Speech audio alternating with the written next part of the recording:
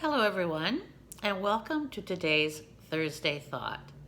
Today is Thursday, May the 1st, 2025, but I am actually recording the video on Sunday, April the 27th.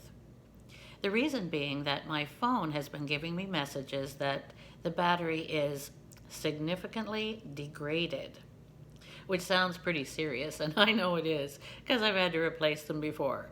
So in case it kind of gives up by the end of the week, I thought I would have the video ready for you. So I'm very aware today that all across Canada, people are very hopeful that when the election results come in, their party of preference will be in power. And of course, I'm hoping for that too. But what I'm hoping for mostly is that whoever is elected Prime Minister and whichever party gets to form the government for the next few years, Canada will get behind them. As Canadians, we can look beyond our partisan preferences and really give support to the new government, because in that way, they will be more able to affect the changes that they feel are going to benefit everybody. I think sometimes of a church service that I attended. It was actually June the 13th, 1976, and it was in Flesherton, Ontario, and the speaker was a schoolmate of mine named Lynn Hannon, and she quoted Bruce MacLeod, who had been a former moderator of the United Church, and he said that hope is to hear the melody of the future. Faith is to dance to it. So I hope that whichever party gets to choose the playlist for the next few years, that all Canadians will demonstrate to other countries in the world and to ourselves that we are among the finest dancers on the planet. And let's have a little bit of faith in the government that's coming to really affect some very important changes. Another time that I really considered this aspect of hope is when my brother Donnie was a patient in the hospital in Toronto.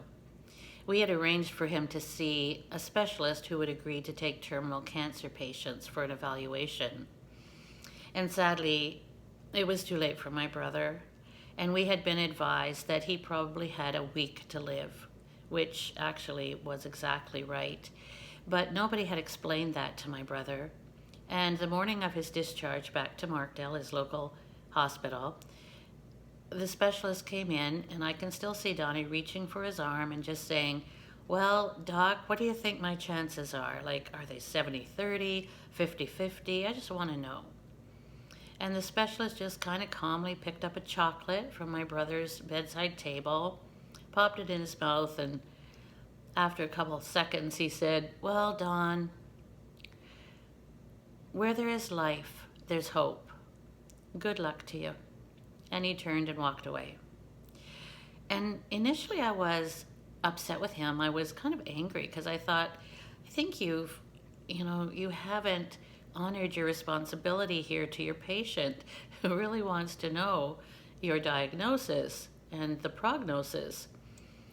But since then, I've totally changed my mind.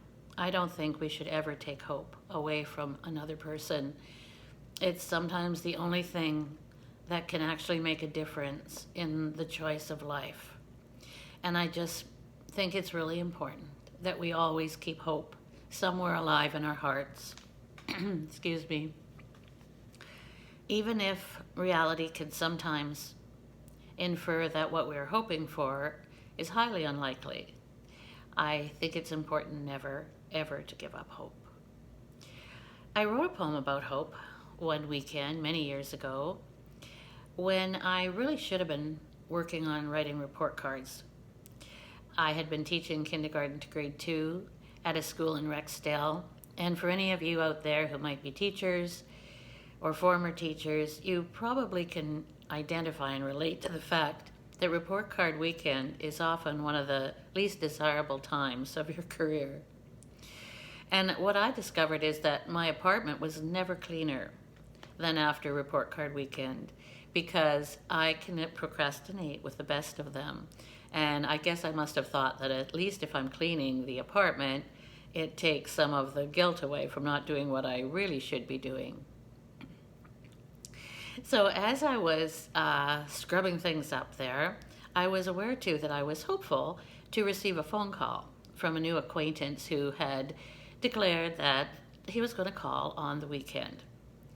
So nighttime came, the apartment was sparkling, and I went to sleep. And in the morning, the first thing I saw when I opened my eyes was this very robust, healthy looking dust bunny in the corner. And I remember thinking, how did I miss that? And isn't hope kind of like that? Because I'm still hoping that, well, maybe there's an explanation I'll hear today. And actually, I did hear later that week, but as destiny would have it, what I had hoped for wasn't actually what was in my best interest. And I think that that can happen sometimes too, which is why it's very good that we have a director somewhere that is keeping an eye on things, and that not everything we hope for is necessarily about to transpire, and it's a good thing. So this was the poem that came to me because I thought that hope is like dust. So I called it Dust on the Wing. With resistance, it clings to the mind and heart, in secret corners hidden there. A presence that settles in delicate comfort on a soul stripped naked and bare. Silently flirting with truth's attempts to sweep the cobwebs clean and to tidy friendly clutter and straighten every seam and wash a sense of order into each crowded room until arms of reality finish the task of the relentless broom.